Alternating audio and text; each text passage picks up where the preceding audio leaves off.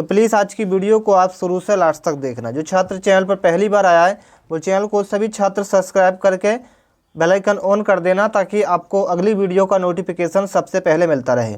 एक प्रश्न आपका ये पूछा गया था कि निम्नलिखित कथनों में से कौन सा वाइतोस्की के द्वारा प्रस्तावित विकास तथा अधिगम के बीच संबंध का सर्वश्रेष्ठ रूप में सार प्रस्तुत करता है। मेरे प्यारे मित्रों, इस प्रश्न का जो सही आंसर था वो था आपका ऑप्शन नंबर बी वाला, कि प्रकाश प्रक्रिया अधिगम प्रक्रिया से पीछे रह जाती है। तो आपका राइट आंसर था ऑप्शन नंबर बी वाला। एक प्रश्न आपका ये था, कोलबर्ग के सिद्धांत की एक प्रमुख आलोचना क्या है। कोलबर्ग के सिद्धांत की एक प्रमुख आलोचना क्या है, ये आपसे पूछा गया था। इस प्रश्न का जो सही आंसर था वो मेरे प्यारे मित्रों था ऑप्शन नंबर सी वाला, यानी कि कोलबर्ग ने पुरुष एवं महिलाओं की नैतिक तर्कता में संस्कृत विविधताओं को महत्व नहीं दिया। तो इस प्रश्न का राइट आंसर था ऑप्शन नंबर सी वाला। एक प्रश्न ये था कि एक शिक्षार्थी केंद्रित कक्षा एवं कक्ष में अध्यापिका करेगी। ये प्रश्न थोड़ा लेंथी था, प्रश्न को दोबारा पढ़िएगा कि एक शिक्षार्थी केंद्रित कक्ष में अध्यापिका क्या करेगी। तो वो साथियों करेगी, ध्यान से नोट कर लेना, कि इस प्रकार की पद्धतियों को नियोजित करना जिसमें शिक्षार्थी अपने स्वयं के अधिगम के लिए पहल करने में प्रोत्साहित हो। तो इस प्रश्न का right answer option number C था। एक प्रश्न ये पूछा गया था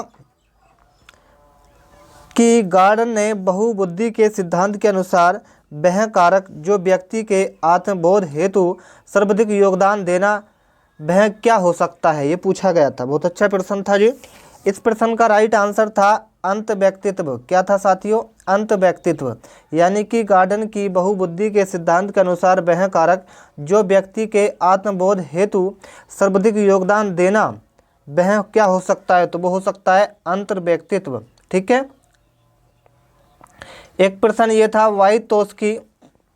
वाइगोत्स्की तथा पियाजे के परिप्रेक्ष्यों में एक प्रमुख भेदता क्या थी। बहुत अच्छा प्रश्न था। इस प्रश्न का भी राइट आंसर था वह भाषा एवं चिंतन के बारे में उनके दृष्टिकोण। क्या साथियों? भाषा एवं चिंतन के बारे में उनके दृष्टिकोण। ठीक है। एक प्रश्न आपका ये था कि इस पर अत्यधिक वाद विवाद होता है। इस पर अत्यधिक वाद विवाद होता है कि क्या लड़के और लड़कों में योग्यताओं का विशिष्ट समूह उनके आनुवंशिक घटकों के कारण होता है।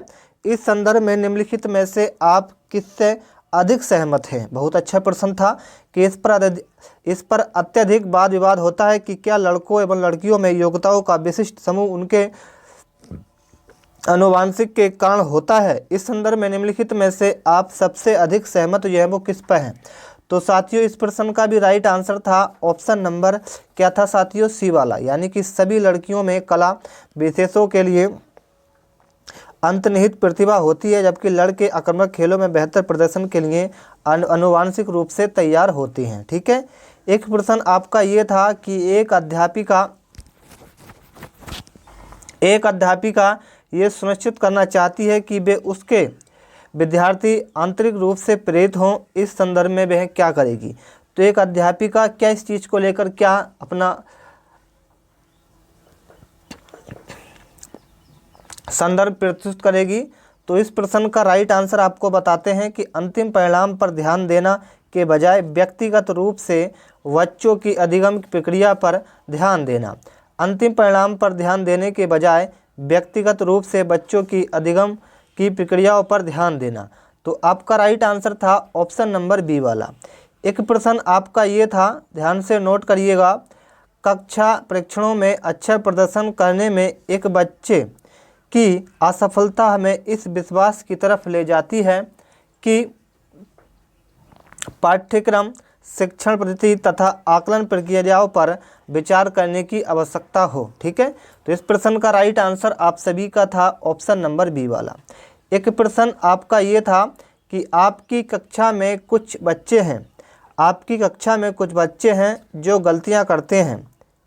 इस परिस्थिति में आपके विश्लेषण के अनुसार कौन सा कथन सबसे उपयुक्त है। बहुत अच्छा प्रश्न था। इस प्रश्न का जो राइट आंसर था वो था आपका, ध्यान से नोट करिएगा, बच्चों ने अभी तक संकल्पनात्मक स्पष्टता प्राप्त नहीं की है तथा आपको अपनी शिक्षण विधि पर चिंतन करने की आवश्यकता है। ठीक है।